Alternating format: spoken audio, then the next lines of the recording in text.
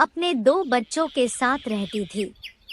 टुन्नी चिड़िया के पति का 1 साल पहले ही देहांत हो गया था। अब घर का सारा भार टुन्नी चिड़िया के ऊपर आ गया था। उसके पास एक छोटा सा फल का बगीचा था, जहां से टुन्नी फल तोड़कर जंगल में घूम-घूम कर बेचा करती थी, जिससे उसकी घर चलता था। अगर टुन्नी एक दिन फल बेचने नहीं जाती, तो उसके बच्चे को भूखा रहना पड़ता था। टुन्नी जंगल में जाती और फल बेचती। सेब ले लो, अनार ले लो, सेब ले लो। तभी कालू कौआ बोलता है, सेब कैसे किलो दे रही हो? 80 रुपए किलो दे रही हूँ। बहुत महंगा दे रही हो। चलो भाव कुछ कम करके मुझे 2 केजी सेब दे दो। नहीं साहब, भाव कुछ भी ज्यादा नहीं है। मैं बहुत सस्ती दे रही हूँ। अच्छा चलो 2 केजी दे दो। सेब देती है और पैसा लेकर आगे बढ़ती है। इसी तरह घूम-घूम कर बेचते बेचते शाम हो जाता है।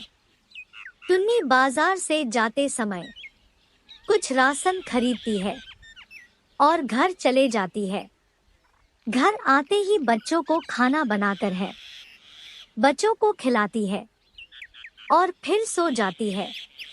इसी तरह से रोज का सिलसिला चल रहा था। एक दिन जब फल बेचने जंगल गई, ले लो मीठे मीठे आम ले लो, ताजे ताजे आम ले लो। वह चिल्लाते जा रही थी। तभी पीछे से एक लेडी चिड़िया आवाज लगाती है, कैसे किलो दे रही है आम? 60 रुपए किलो मैडम। इतना महंगा? कल एक आया था, वह तो 40 रुपए किलो ही दे रहा था, और तुम बोलती हो 60 रुपए किलो। इतना ज्यादा महंगा क्यों दे रही हो? नहीं मैडम, मैं कोई भी ज्यादा पैसा नहीं ले रही हूँ। मैं तो उचित मूल्य पर ईमानदारी से बेच रही हूँ। हाँ, वो तो दिख ही रहा है। कितना ईमानदारी से बेच रही हो। चलो ये नहीं चलेगा। तुम भी 40 रुपए लगाकर मुझे 2 किलो आम दे दे। नहीं मैडम, मैं माथे पर टोकरी लेकर जंगल में घूम घूम कर फल बेच रही हूँ। अगर मुझे भी 2 रुपया मुनाफा नहीं होगा, तो मैं क्यों यह काम करूँगी। चल चल, ये सब नहीं चलेगा। तुम बहुत बोलती हो। मैंने कहा कि 40 रुपए दे तो दे। और हाँ, इतना महंगा जब फल बेचना होगा तो कल से हमारे जंगल में मत आना, नहीं तो बहुत बुरा होगा। वह लेडी चिड़िया टुन्नी को बहुत कुछ बोलती है, जिससे टुन्नी को बहुत दुख होता है। टुन्नी उसे 2 किलो आम दे देती है और वह चली जाती है। शाम होते ही घर आ जाती है और खाना पीना बनाकर बच्चों को खिला देती है।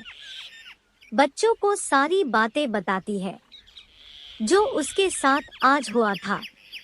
फिर उसमें से एक बच्चा बोलता है, माँ, तुम चिंता मत करो। तुम छोटे जंगलों के बजाय बड़े जंगल में फल बेचने जाना। वहाँ तुझे यही फल का अच्छा कीमत मिलेगा। तुम कल से वही फल बेचने जाओ।